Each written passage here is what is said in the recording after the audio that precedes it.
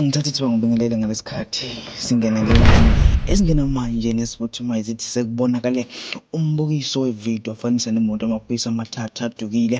Le moto kuthiwa bayethu iphethiloli egaraji petrol station ngezikhathi zasebusuku kakhulu, njengoba amaphoyisa kuleli asekhiphe noma njengoba amaphoyisa kuleli ekhiphe umhlomulo ka-350,000 noma ka-350,000 wamarandi kuloyo ongaba nolwazi lokuthi akuphi amaphoyisa amathathu alahleke esuke eBloemfontein eya eLimpopo emsebenzini. Kanti ongabe nolwazi engashayela le nombolo 082 527 6099 082 527 6099.